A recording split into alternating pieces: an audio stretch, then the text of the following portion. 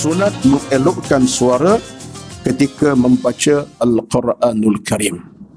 Tajuk page 92, sunat mengelokkan Al-Quran, mengelokkan suara ketika membaca Al-Quranul Karim. Seluruh ulama salaf dan khalaf daripada kalangan sahabat dan tabi'in serta ulama di segenap pelosok tempat, imam-imam kaum muslimin bersepakat bahawa sunat mengelokkan suara ketika membaca Al-Quran. A'udzubillahi minasyaitonirrajim. Bismillahirrahmanirrahim. Alhamdulillahi rabbil alamin. Arrahmanirrahim. Maliki yaumiddin. Iyyaka na'budu wa iyyaka nasta'in. Ihdinas siratal mustaqim.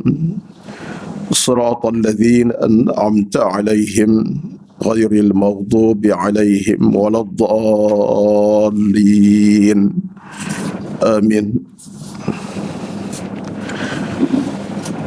Assalamualaikum warahmatullahi wabarakatuh. Innal hamdalillah nahmaduhu wa nasta'inuhu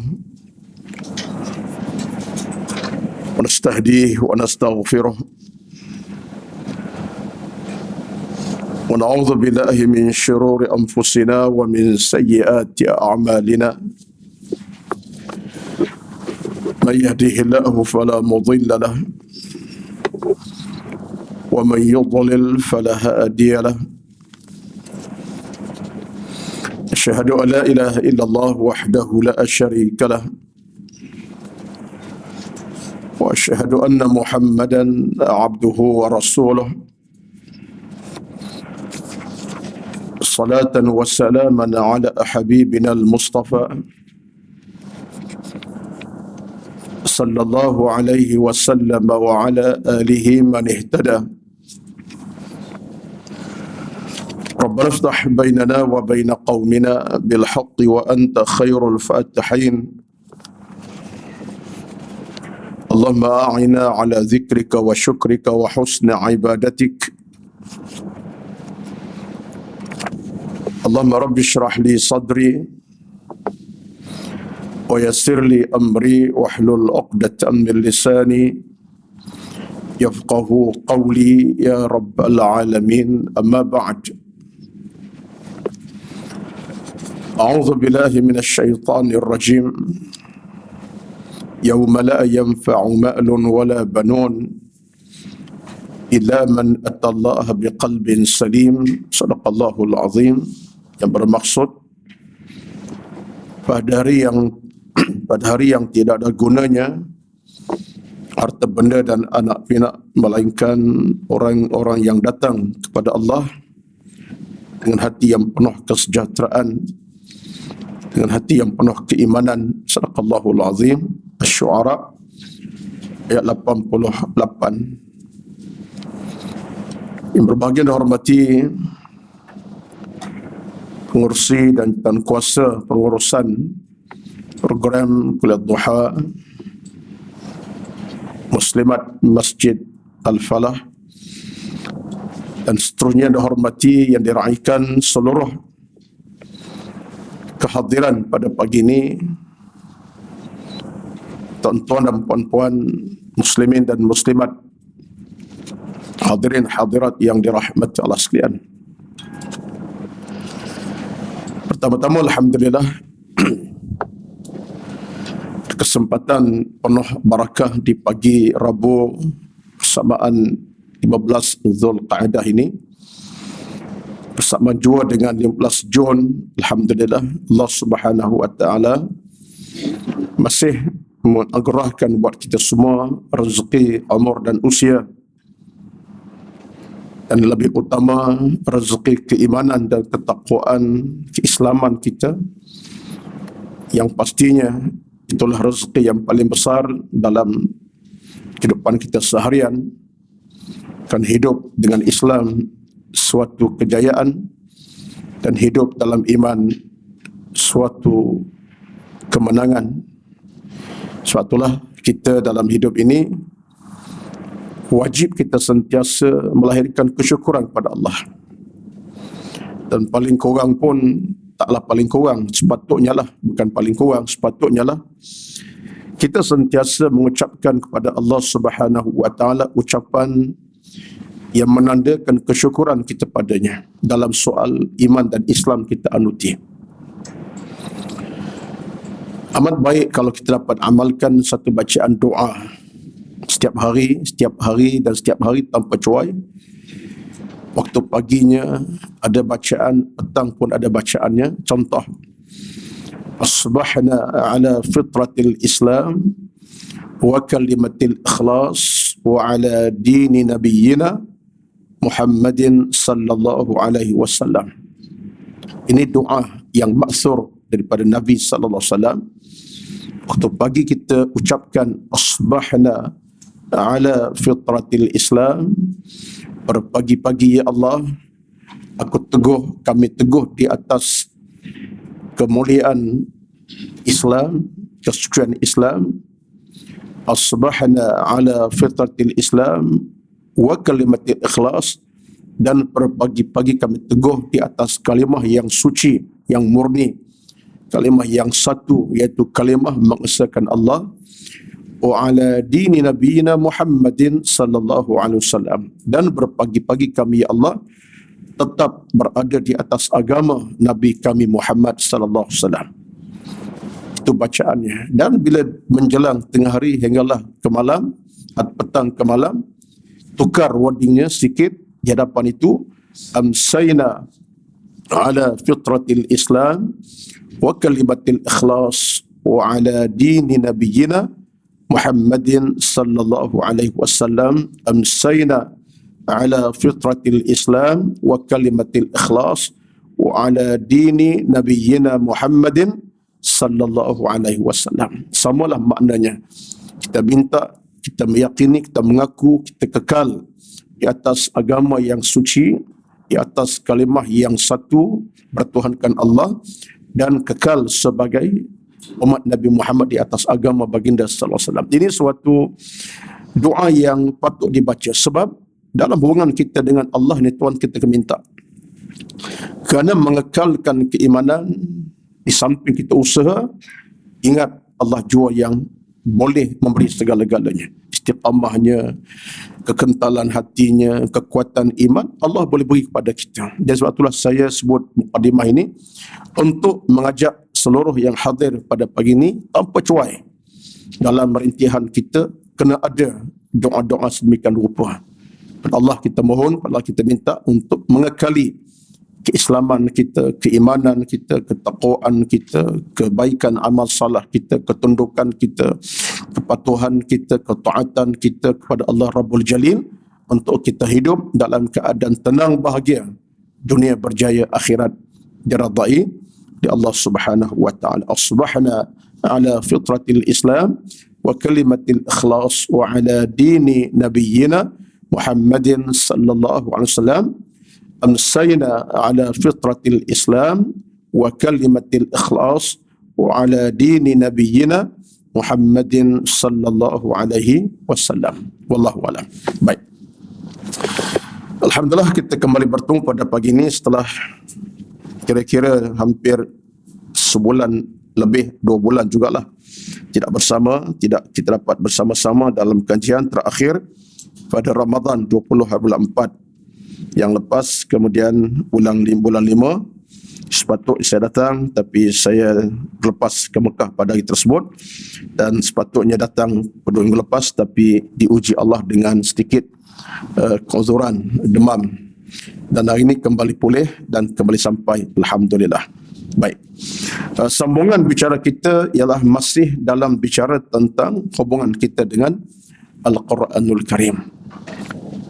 Masih bercakap dan berbicara tentang hubungan kita dengan Al-Quranul Karim dalam kitab yang dikaryakan oleh Al-Imam Nawawi, iaitulah At-Tibyan fi Adabi Hamalatil Quran, adab membaca Al-Quranul Karim.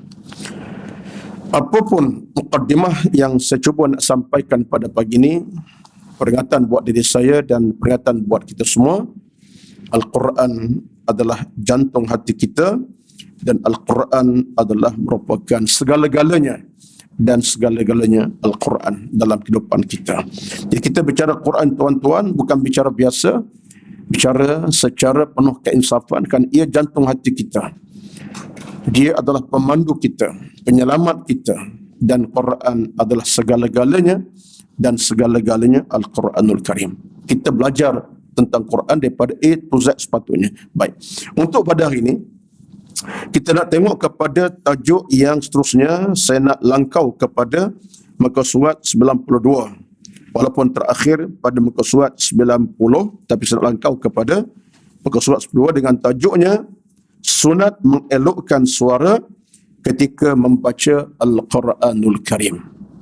Tajuk page 92, sunat mengelokkan Al-Quran, mengelokkan suara ketika membaca Al-Quranul Karim.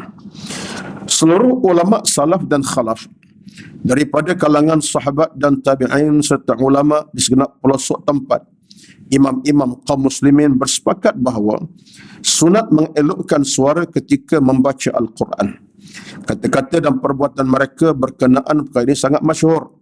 Kami tidak perlu menukilkan apa jua daripadanya. Manakala dalilnya yang bersumberkan hadis Nabi juga telah diketahui oleh semua orang, seperti hadis Nabi yang berbunyi zayyinu al-Qur'ana bi aswatikum, artinya hiasilah Al-Quran dengan suaramu.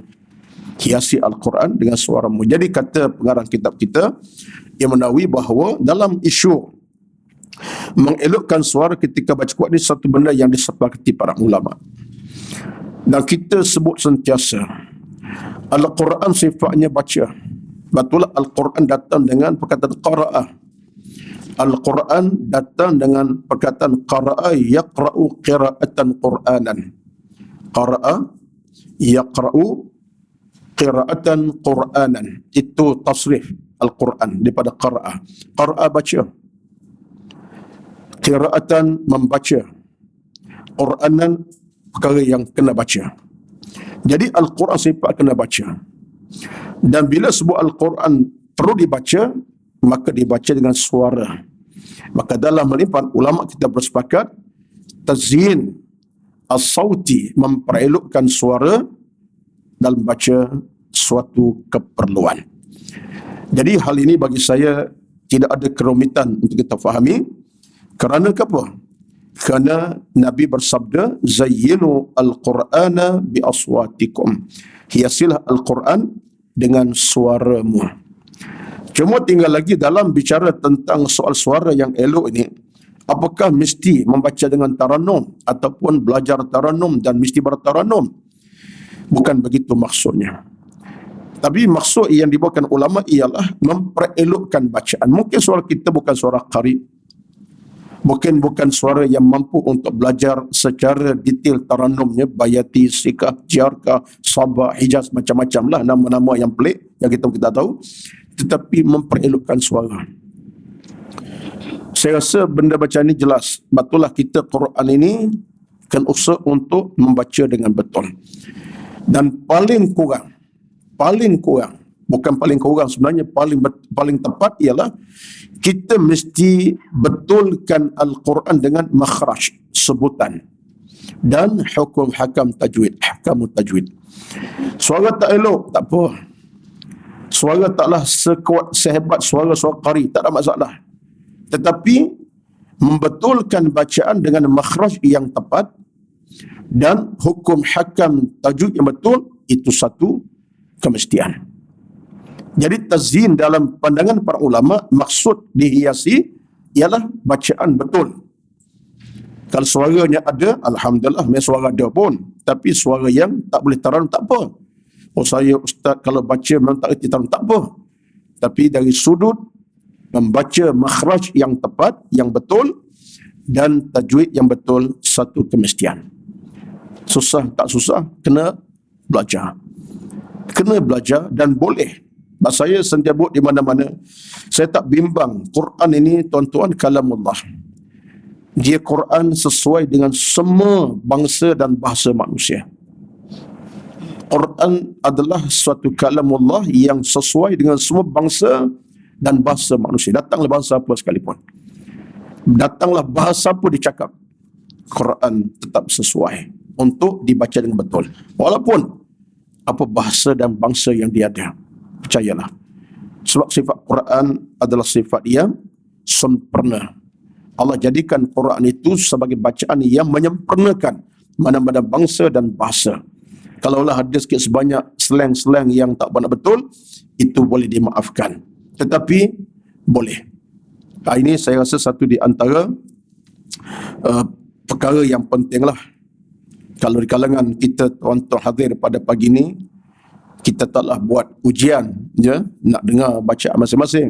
Tapi masing-masing kena ambil titik keinsafan segera. Dari sudut makhraj sebutan, kena belajarlah. Tak nak belajar detail pun ataupun secara rasmi, kena ambil cakna. Dan saya tidaklah bercadang untuk mengajar tentang makhraj. Saya pun bukan orang, tapi kena tahu sebutan ba, ta, dha, sad, dat, ta, contoh ya, alif, macam-macam. Supaya bacaan kita bacaan yang benar-benar jadikan kita seronok dan bahagia. Dia Quran ni tuan-tuan, dia begini. Antara pengalaman peribadi saya ialah daripada sudut kita belajar lama dengan guru-guru yang lama mengajar, masuk masa belajar dahulu. Kalau kita baca Quran dan kita baca tu dalam keadaan menyeronokkan, seronok. Tapi kalau kita baca begitu tak pun nak seronok, tak pun nak yakin, tak seronok. Kita tak nak baca Quran. Tapi kalau kita baca dengan keadaan seronok, menyeronokkan, kita seronok. Lepas ayat demi ayat, surah ke surah, menyeronokkan. Kalau kita tak faham makna, tak faham. Tapi bacaan itu menyeronokkan kita. Yasin wal Qur'anil Hakim, innaka laminal mursalin ala siratim mustaqim. Contohnya, kita baca dengan sebutan yang betul, makhraj yang tepat, jadi menyeronokkan. Menyeronokkan. Dan akhirnya bila seronok, kita tak tinggal Al-Quran. Dan tidak mudah nak meninggalkan Quran dari sudut bacaannya. Baik. Ini peringatan kepada diri saya dan tuan-tuan semua. Baik. Ini penegasan. Ya. Saya tak kata, saya tak nak sebut dalam bahasa mudahnya, wajib tak wajib, tetapi bagi siapa yang nak menghiasi Al-Quran dengan baca betul, dia kena belajar. Dari sudut dua tadi. Pertama, makhraj sebutan, huruf-huruf. Yang keduanya adalah tajwid, hukum hakam Al-Qutus sendiri. Paling asas pun dia kena tahu tentang mad-mad dalam bacaan Qurannya. Hukum mim mati, nun mati dan seumpamanya. Ini kita kena ambil cakna. Dan bila kita caknakan macam ni, kita caknakan hukum hakam itu, bacaan kita pun selesa. Kita tahu dengung bila, tak dengung masa mana, hukum mim mati bila masanya, hukum nun mati, mad lazim ke kal mustaqal. Kita boleh faham. Dan kita baca dalam keadaan kita tenang dan menenangkan. Inilah rahsia Al-Quranul Karim. Baik.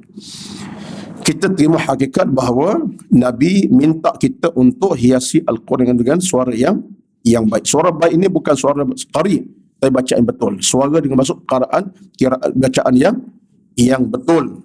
Bacaan yang tepat. Baik.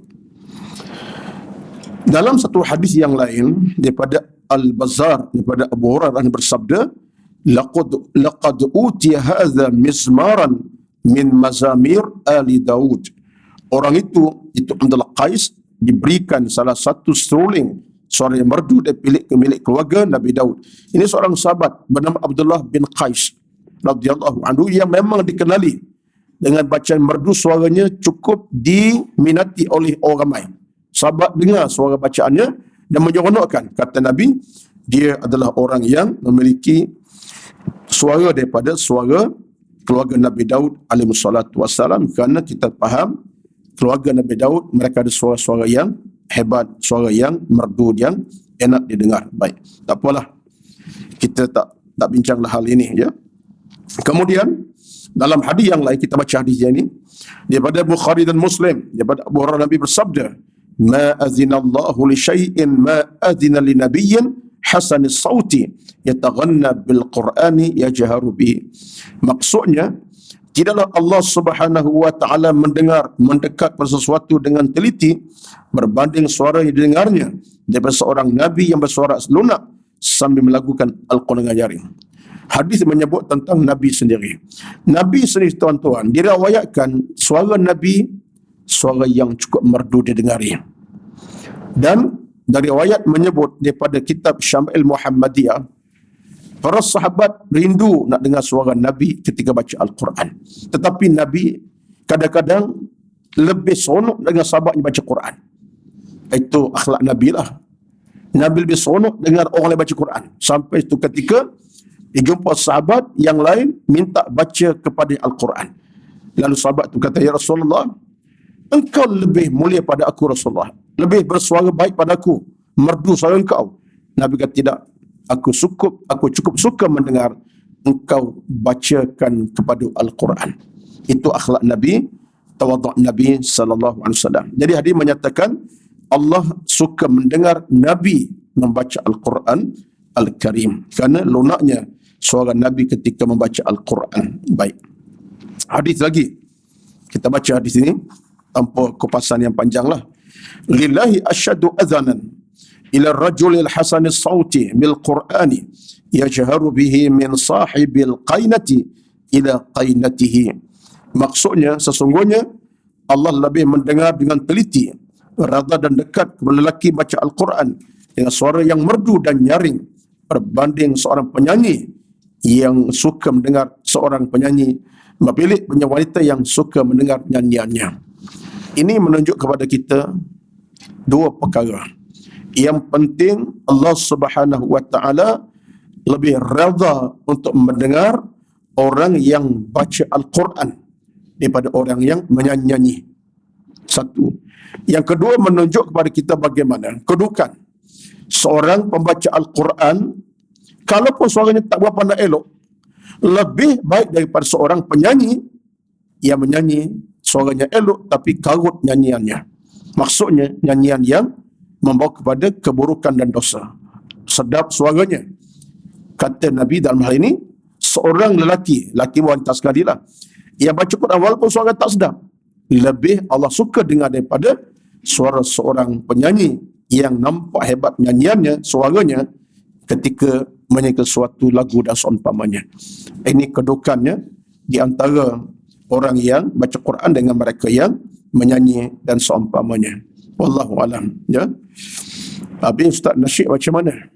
Nasyid tak masuk dalam kriteria dia lah. Nasyid ketika mana mengagungkan nama Allah Subhanahu wa taala dan menyebut kebesaran Allah Subhanahu wa taala, dia bukan dikata sebagai nyanyian, itu sebagai nasyid, mengagungkan kalimah Allah Subhanahu wa taala, maka kedudukannya bukan nyanyian. Bunyi nyanyian tetapi selagi mana ia kalimah-kalimah besarkan Tuhan, bukan Quran pun tak ada masalah. Kan ia kalimah-kalimah yang lebih pada tasbih, tahmid, muji Allah Subhanahu wa taala. Cuma timbullah perbincangan dalam konteks ini, penyanyi nasyid wanita, macam mana seorang penyanyi nasyid wanita yang juga sebut nama Allah tapi dia adalah seorang wanita, bukan lelaki. Saya tidaklah nak beri fatwa dan petua pun tidak, tetapi kata Al-Qaradawi, sama ada seorang perempuan itu baca Quran dengan nyaring, hatta dia bernasyid dengan mengalungkan kata-kata membesarkan Allah Subhanahu wa taala, selagi mana tidak ada fitnah timbul di sebalik suaranya, maka tak ada masalah. Maksudnya tak menimbulkan sesuatu yang merosakkan suasana, melainkan kalaulah suara tadi seorang perempuan dengan nyaringnya kemudian dengan lunak merdunya menimbulkan fitnah pada orang ramai, sehingga mungkin seorang lelaki terpesona, sehingga timbul ingatan-ingatan tidak elok, tidak baik, bahkan jadikan suara lebih kepada keburukan, itu suara yang haram untuk dikumandangkan.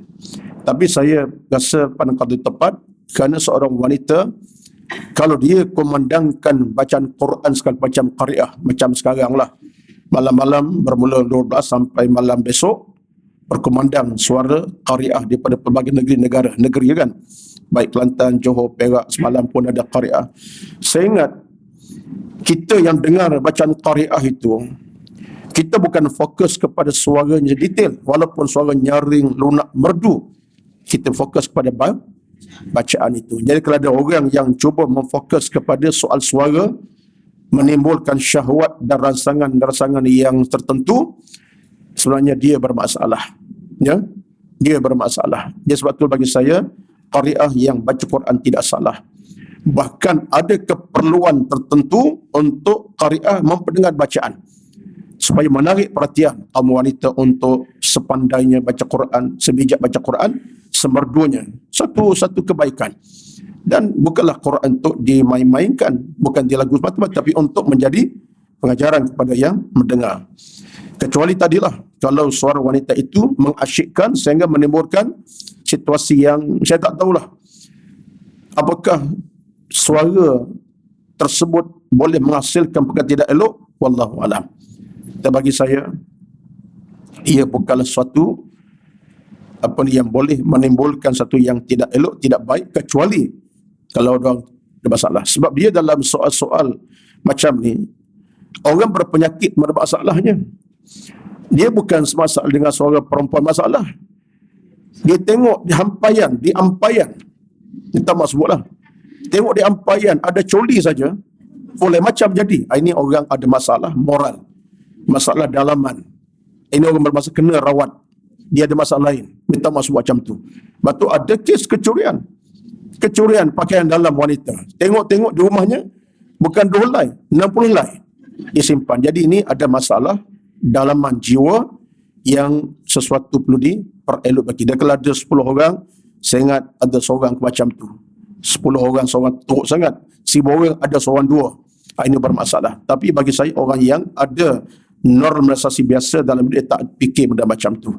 Dia tak fikir benda lebih teruk daripada itu lagi. Dia dengar suara sekalipun, dalam kerangka itu, kalau qari'ah baca Quran, dia mengamati bacaan itu, bukan suara sehingga menimbulkan rangsangan seksual dan seumpamanya.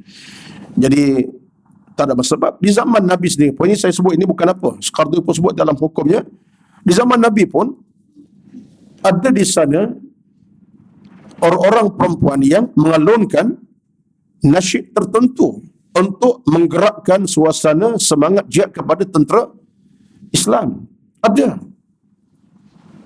Ada para muslimat pada zaman itu yang gerakkan suara mereka untuk menegak, untuk membina kekuatan semangat motivasi kepada pejuang Islam lagi perang, supaya mereka pergi perang dengan tujuan yang baik, yang mulia. Ada. Bahkan Aisyah sendiri pun disebutkan dari riwayatnya pernah mendengar alun nasyid daripada rakan-rakan perempuannya ataupun yang sebayanya dengan alunan yang Nabi tidak kata haram hukumnya. Baik. Kita berlaku adilah dalam 1-2 keadaan itu, ya. Baik. Itu selesai dari sudut bacaan Al-Quran dengan bacaan yang elok suaranya dalam hukum kita bersama dengan Al-Quran Karim. Saya tak nak bincangkan detail tentang apa yang ada dalam kitab ini. Cukup sekadar itu, kita boleh terima hakikat bahawa Al-Quran mesti dibaca dengan suara yang elok. Maksud elok tadi, pertama makhraj sebutannya betul. Yang keduanya adalah dengan bacaan tajwid yang tepat. Usahakanlah 2 perkara tadi. Makhraj yang betul, yang kedua ialah dengan tajwid yang tepat, yang betul. Soal suara tak elok, tak ada masalah. Kalau elok, alhamdulillah. Kemudian tajuk yang seterusnya, muka surat 97, kita perlu terpergi. Sunat meminta dibacakan Al-Quran dengan bacaan yang baik oleh orang yang bersuara merdu. Kita minta orang yang suaranya elok bacakan Quran kepada kita. Apa keadaannya? Ketahuilah bahawa ramai salaf meminta para pembaca Al-Quran yang memiliki suara yang merdu agar membaca Al-Quran dan mereka mendengarnya. Hal ini adalah sunat menurut sepakat ulama dan merupakan kebiasaan golongan yang baik, ahli ibadat serta hamba Allah yang salah, dan suatu sunnah yang sabit daripada Nabi sallallahu alaihi wasallam. Sebuah hadis sahih diriwayatkan daripada Abdullah bin Mas'ud. Dia berkata, Nabi pernah bersabda kepadaku, "Iqra' alayya al-Qur'ana." Faqultu, "Ya Rasulullah, aqra'u alayka wa alayka unzila?" Qal, "Inni uhibbu an asma'u min ghairi." Faqara'tu alayhi surat an-Nisa'i hatta idza ji'tu hadhil ayah fakaifa idza ji'na min kulli ummatin bisyahidin wa ji'na bika ala haula'i syahida qala hasbuka al'an faltafattu ilaihi fa idza 'ainahu tadrifan. Ini hadis tuan-tuan. Satu hari ceritanya Nabi SAW jumpa dengan Abdullah bin Mas'ud. Abdullah Mas'ud siapa tuan-tuan? Siapa? Tak kenal? Saya pun tak kenal juga. Sahabat Nabi, dan dia adalah di antara orang yang mahir dengan Al-Quran. Abdullah bin Mas'ud namanya. Orangnya, dari sudut fizikalnya, kata riwayatnya, cacat. Dalam bahasa kita OKU lah. Kecil sebelah kakinya. Ini Abdullah bin Mas'ud. Kaki sebelah kecil, sebelah besar. Berjalan tak seimbang. Allah beri fizikalnya tak berapa lengkap. Tapi suaranya merdu dan menarik sekali. Dan lebih hebat beliau cepat faham Al-Quran. Turun ayat, dia ingat. Datang peringatan daripada Quran, dia faham. Sehingga disebut sejarah, dia merupakan bahar Al-Quran. Apa dia bahar Quran? Lautan Quran. Itu kehebatan beliau. Fizikal tak berapa nak cantik macam orang lain, tapi Allah berezeki kepadanya dengan suara yang baik, kefahaman yang baik. Satu hari, datang Nabi kepada Abdullah Mas'ud. Nabi kata apa? Iqra' ayat Quran. Wahai Abdullah, aku nak dengar kau baca Quran sikit pada aku. Baca Quran. Mana-mana ayat baca. Nabi rindu nak dengar sahabat baca Quran. Lalu sahabat ini kata kat Nabi, ya Rasulullah, aku nak baca kata kamu, sedangkan Quran tu atas kamu. Maknanya, engkau layak baca pada aku. Quran tu atas kamu, aku tak ada apa-apa. Kata Nabi, tidak. Inni uhibbu an asma'u min ghairi. Aku suka kalau nak dengar suara engkau. Aku suka dengar kalau engkau baca, bukan aku yang baca. Bacalah, wahai Ibnu Mas'ud. Dia bila begitu keadaannya, Ibnu Mas'ud pun dia bacalah. Kebetulan ayatnya baru turun ayat, dia hafal ayat yang turun itu, iaitu surah An-Nisa, sampai kepada ayat yang berbunyi فَكَيْفَ إِذَا جِئْنَا مِنْ كُلِّ أُمَّةٍ بِشَهِيدٍ وَجِئْنَا بِكَ عَلَى هَؤُلَاءِ شَهِيدًا. Sampai ayat itu, Nabi kata, cukup. Hasbukal an. Cukup. Nabi kata cukuplah, wahai Abdullah Mas'ud. Kata Abdullah, aku pun berpaling kepada Nabi. Aku dapati air mata Nabi bergelingan di kelopak mata baginda sallallahu alaihi wasallam. Kata Mas'ud, bila aku dah selesai baca ayat itu, Nabi kata hasbukal an. Cukup. Tak payah dah, cukup setakat tu. Lalu Abdullah pun berhenti, dia tengok pada Nabi, faltafatu, dia paling kat Nabi, dia kata apa?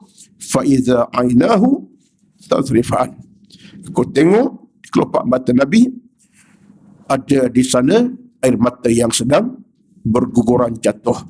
Ini menunjukkan Nabi menginsafi. Sebab ayatnya berbunyi fa kaifa idza ji'na min kulli ummatin bisyahidin wa ji'na bika ala haula'i syahida. Ayat ini bermaksud apa? Allah sebut ayat itu bagaimanakah keadaan orang kafir nanti di padang mahsyar jika kami mendatangkan seorang saksi daripada setiap umat dan kami datangkan engkau sebagai saksi atas mereka. Allah cerita di pada mahsyar nanti, ada di kalangan orang kafir akan diseksa. Orang kafir ni siapa? Enggan terima Nabi. Nabi ajar kebaikan, mereka tolak. Nabi minta kepada kebaikan, mereka enggan. Nabi ajak kepada iman, mereka tak peduli. Nabi ajar kepada tauhid, mereka tak kisah. Mereka ini orang kufur kepada Allah. Dan bila sampai di pada mahsyar, mereka akan diseksa. Ini cerita Tuhan Al-Quran dalam surah An-Nisa ayat 41. Ini maksud ayat. Cerita ayat macam tu tentang bagaimana Allah akan seksa golongan kufur yang masa hidup. Nabi ajak kepada kebaikan, tolak. Nabi ajak beriman, mereka tak peduli. Nabi ajak tauhid, mereka hina Nabi. Yang ni orang kafir Mekah lah ni. Akhir mereka diseksa. Nak cerita tuan-tuan, Nabi menghayati ayat dia baca. Bukan setakat dia baca, dia dengar betul maksud baca ayat daripada suaranya. Dia faham makna sekali. Nabi hati makna, Nabi rasa sedih dan hibah Kenapa? Ada kalau umat baginda kena saksa. Kenapa? Enggan menerima agama yang benar-benar betul dan baik ini. Enggan menerima Allah Tuhannya. Nabi menghayati bacaan tadi dengan makna sekali. Jadi maksudnya, kata Abdul Mas'ud, aku tengok ainaan tadrifan, mata Nabi ada di sana, kelopak mata Nabi air mata yang bergelenengan, menunjukkan Nabi menginsafi. Nabi dah dengar bacaan satu hal. Nabi memahami ayat tadi tentang seksaan orang-orang yang kufur kepada Allah Subhanahu wa taala. Kita tuan-tuan, kalau ambil sunnah hadis ini terbaik sangatlah. Dah kita dengar orang baca Quran, air mata tumpah. Dah dengar baca Quran, air mata kita jatuh di atas pipi kita. Ini bagus sangatlah. Kalau mampu, tapi kadang-kadang tak mampulah kita sebab tak faham ayat.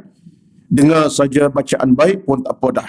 Tapi Nabi, dia baca dengar bacaan Abdul Sa'ud, dia faham ayat, dia pun menangis, menginsafi terhadap maksud ayat yang menceritakan bagaimana Allah menyaksa orang-orang kufur yang kufur kepada Nabi sallallahu alaihi wasallam. Akhir mereka disaksa di padang mahsyar nanti.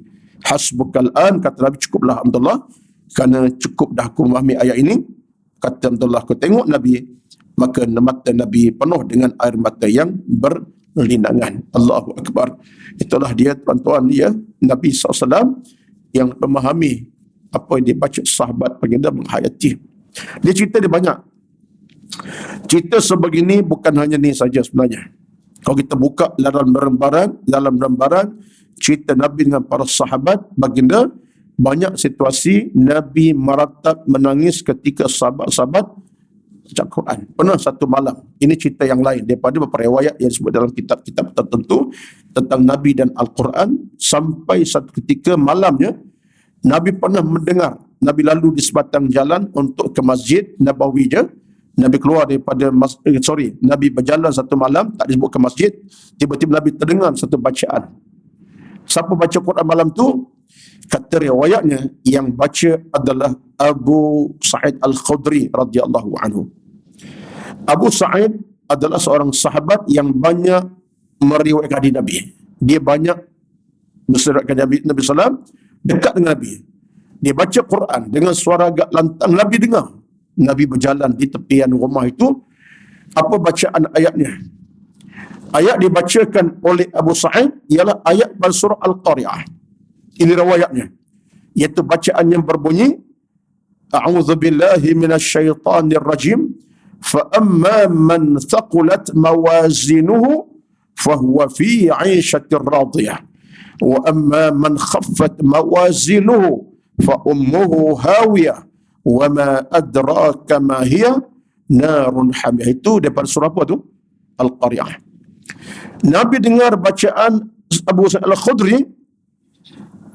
Bila sampai ayat itu, apa yang berlaku? Nabi terhenti dan Nabi menangis terdesak-desak. Esakan Nabi didengari oleh Abu Sa'id baca Quran dalam rumahnya. Dia dengar suara orang menangis. Dia perasan, ialah sebab dia dengan Nabi dekat, riwayat hadis Nabi, dia kenal suara tangis ini suara Nabi. Lantas dia keluar pada rumahnya segera, dia tengok Nabi sedang melekup. Melekup macam mana? Dia, kalau kita duduk tu keadaan bertelekuk begitu. Bukan jatuh, tak, duduk bertelekuk muka ke bawah. Dia tengok Nabi sedang bertelekuk mukanya. Lantas dia kata, "Ma bika ya Rasulullah?" Maksudnya, apa Rasulullah? Maksudnya, apa yang Rasulullah? Dia kenal Nabi tu. Dia kenal suara Nabi, dan itu dia rapat dengan Nabi SAW. Dia datang ke Nabi, dia kata, "Ma bika Rasul?" Apa yang berlaku Rasulullah? Nabi angkat kepala kepada wajah Abu Sa'id. Nabi pun kata, "Wahai Abu Sa'id, ulang balik bacaan kamu tadi. Ulang kembali bacaan kamu tadi." Lalu Abu Sa'id Nabi kata, ulang balik, dia baca baliklah. فَأَمَّا مَنْ ثَقُلَتْ مَوَازِينُهُ فَهُوَ فِي عِيشَةٍ رَاضِيَةٍ وَأَمَّا مَنْ خَفَّتْ مَوَازِينُهُ فَأُمُّهُ هَاوِيَةٌ وَمَا أَدْرَاكَ مَا هِيَ نَارٌ حَامِيَةٌ. Itu saja bacaannya. Maknanya tuan-tuan, maknanya tuan-tuan boleh faham pasal mana tak tadi? Siapa tengok tafsir boleh pasal makna. Maknanya apa ayat tadi? Ayatnya berbunyi dengan maksud yang tersirat. Apa kata Allah Azza wa Jalla? فَأَمَّا مَنْ ثَقُلَتْ مَوَازِينُهُ فَهُوَ فِي عَيْشَةٍ رَاضِيَةٍ. Maka sesungguhnya siapa yang berat timbangan amal baiknya, banyak timbangan amal solehnya, maka dia akan berada dalam syurga penuh keredaan. Nampak? Itu maksud ayat. Ayat sambungannya tentang sebaliknya. Wa amma man khaffat mawazinuhu fa ummuhu hawiyah wa ma adraka ma hiya narun hamiyah. Ayat sebaliknya Allah kata apa? Adapun orang yang sikit amal baiknya, sikit mana apa? Banyak kejahatan dia buat, banyak dosa dia buat, menghadap Allah dengan dosa yang banyak. Amal banyak, amal sikit, amal baik tak banyak. Yang banyak dosa, kata Allah, fa ummuhu hawiyah, maka tempat tinggalnya neraka hawiyah.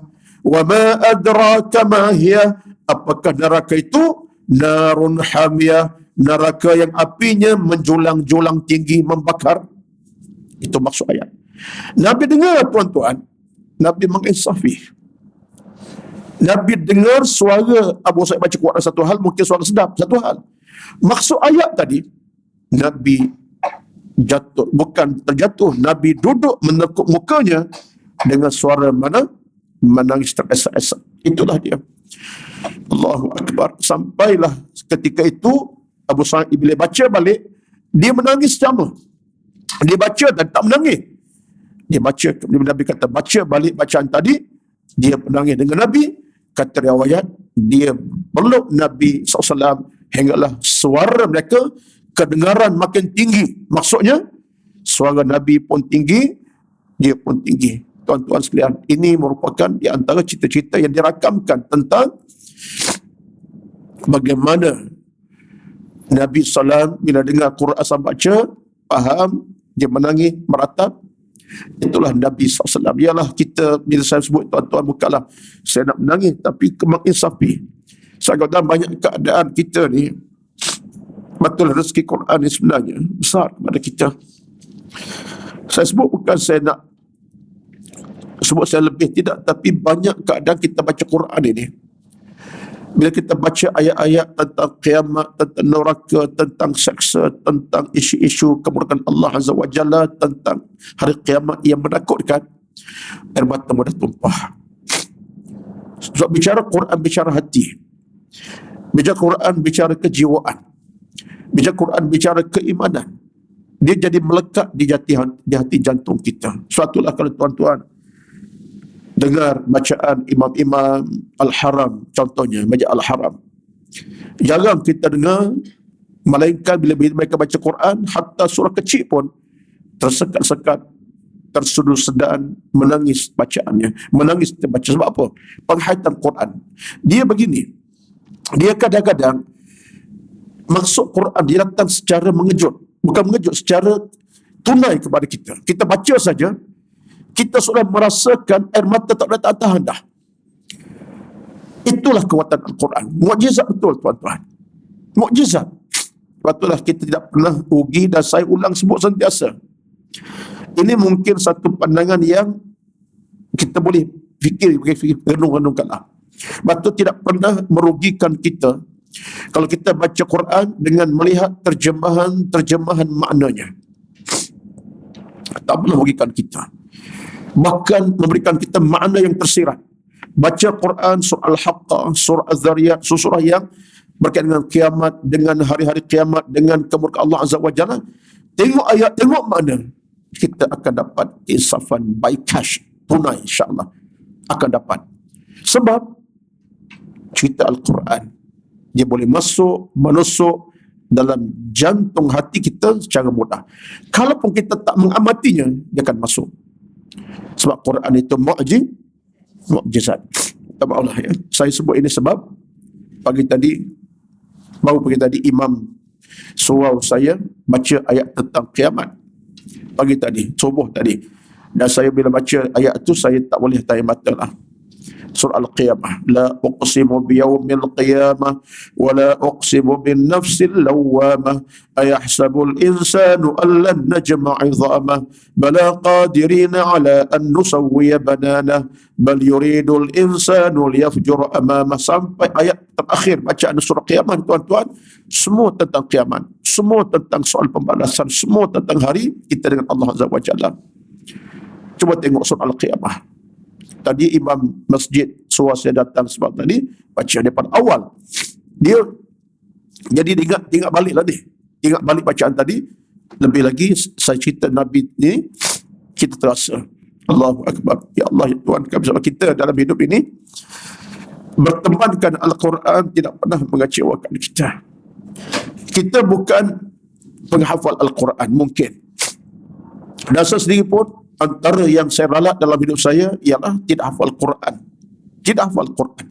Sekadarnya baca Quran, sekadar baca hafal untuk tujuan-tujuan mungkin masa belajar perbezaan.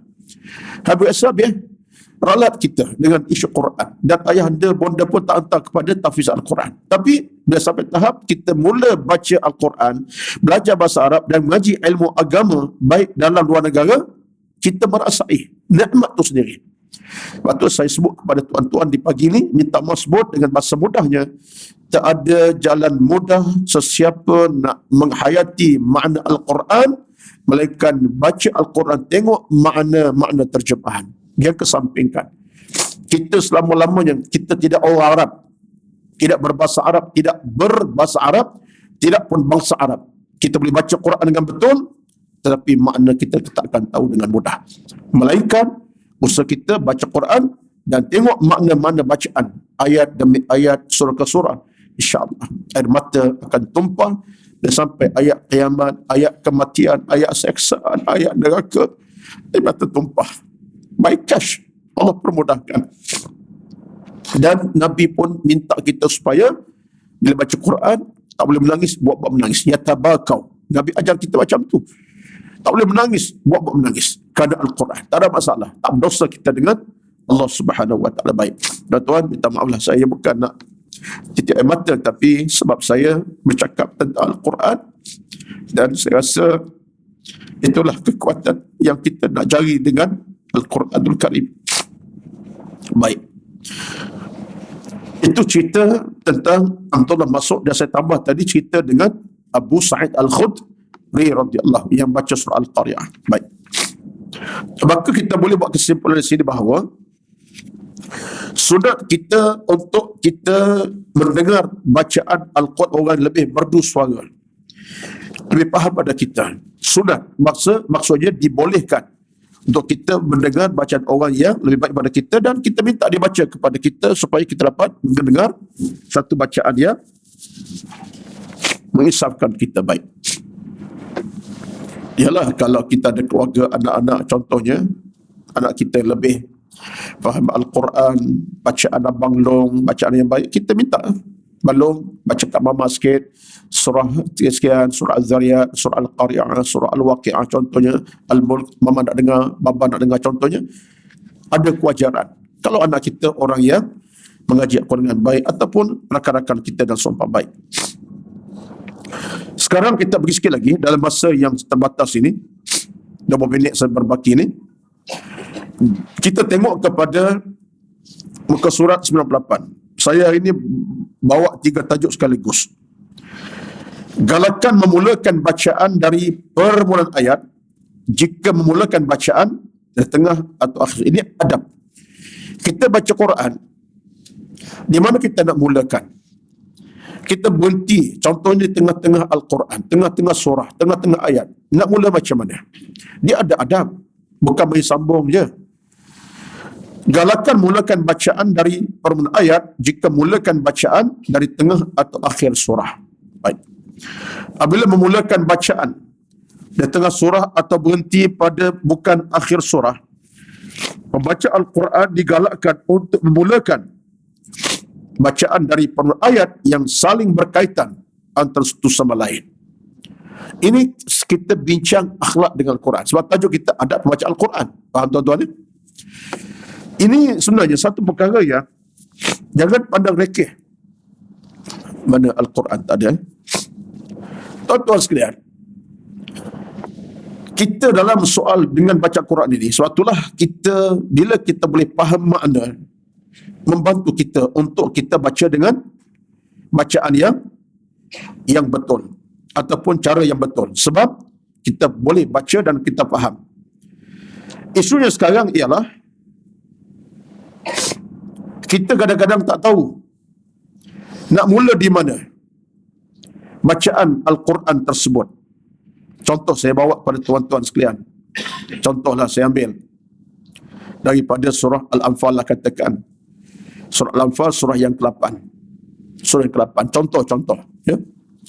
Kata Imam An-Nawawi, apabila mulakan bacaan dari tengah surah atau berhenti pada bukan akhir surah, Al-Quran digalakkan untuk memulakan bacaan dari ayat yang saling berkaitan satu sama lain.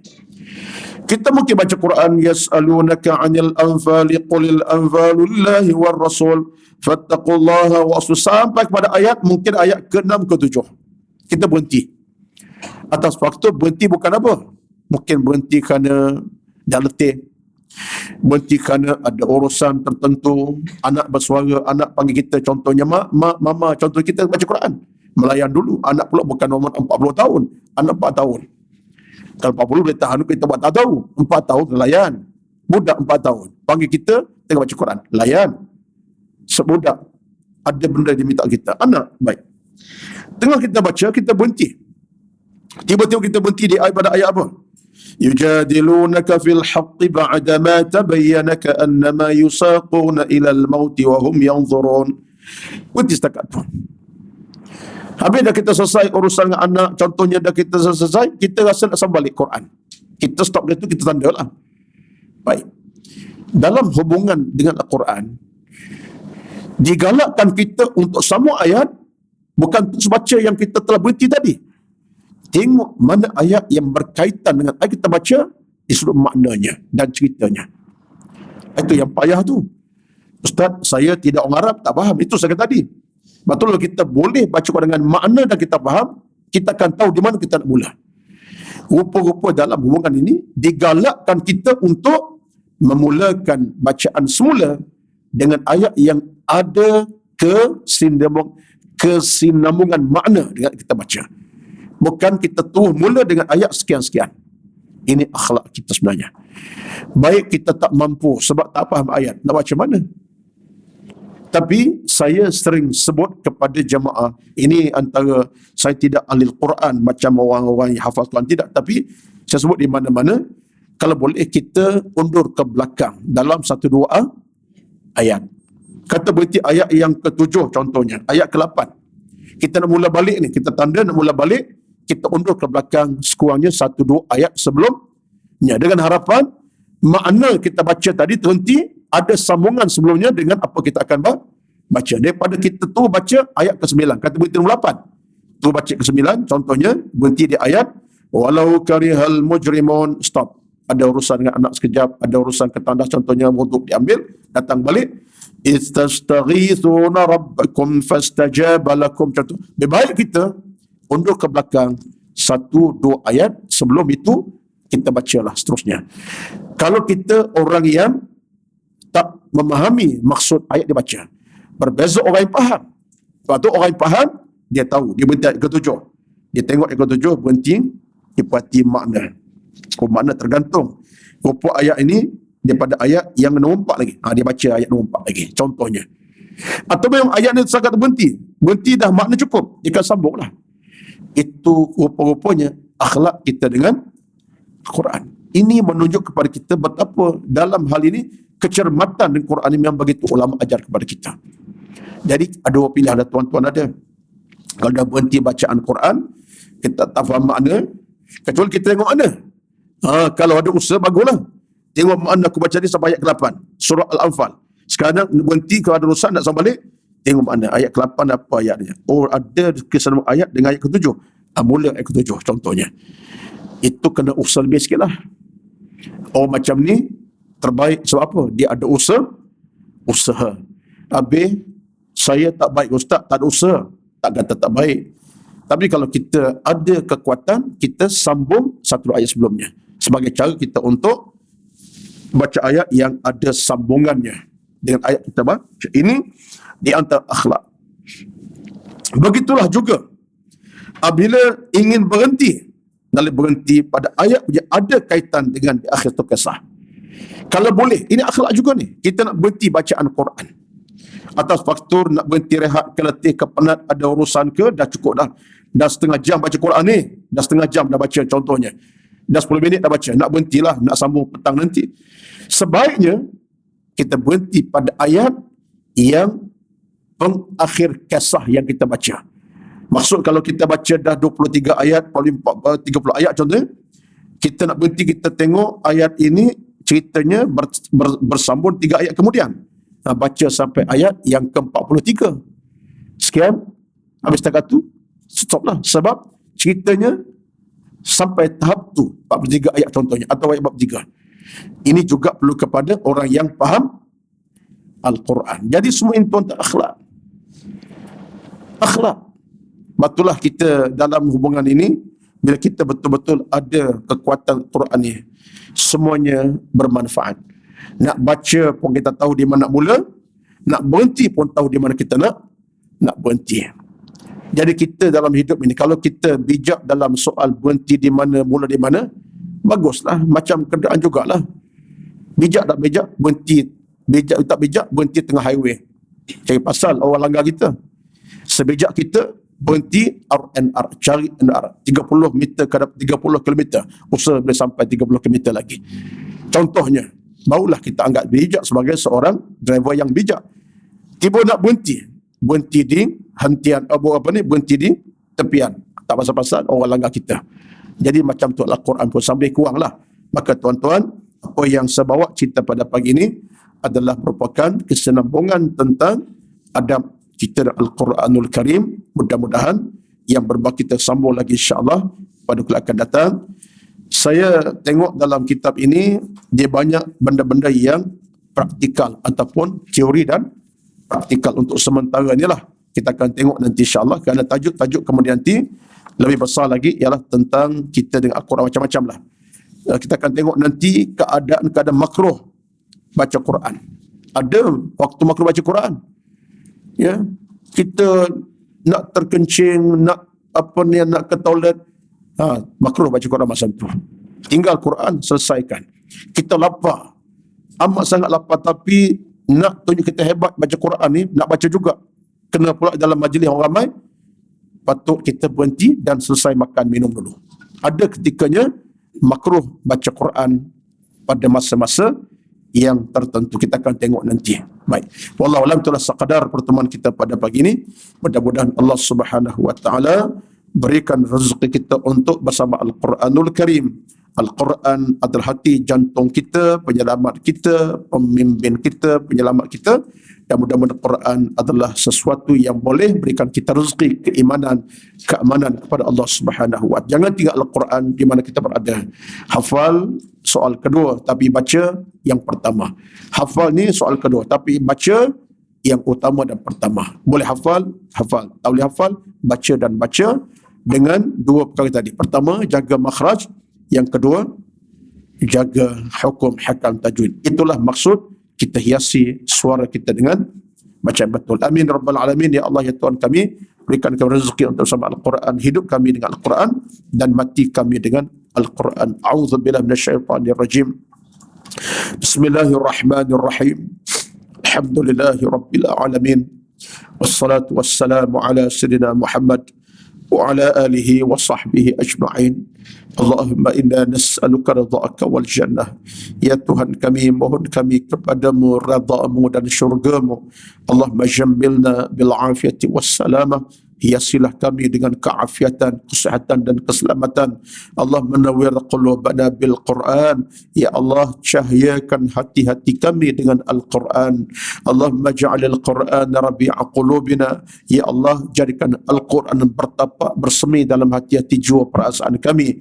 Allahumma ahyina bil Quran. Hidupkan kami bersama Al-Quran. Wa ahyina bil Quran. Hidupkan kami siang malam bersama Al-Quranul Karim. Allahumma taqabbal minna terimalah kami ya Allah, innaka sami'ud du'a, Tuhan kami yang mendengar bicara kami, mendengar doa-doa kami, mendengar munajat kami, mendengar rintihan kami. Allahumma rabbana taqabbal minna, terimalah kami ya Allah. Rabbana atina fid dunya hasanah, ya Tuhan kami, berilah kepada kami dunia yang bahagia, membahagiakan kami, wa fil akhirati hasanah, akhirat yang bahagia, membahagiakan kami, wa qina azabannar, dan jauhkanlah kami daripada percikan dan sambaran api neraka yang bernyala-nyala, yang menakutkan kami, menggerunkan kami. Wassallallahu ala sayyidina Muhammad wa ala alihi wa sahbihi ajma'in. Subhana rabbika rabbil izzati amma yasifun. Wassalamun ala al-mursalin. Walhamdulillahi rabbil alamin. Taqabbalallahu minkum. Assalamualaikum warahmatullahi wabarakatuh.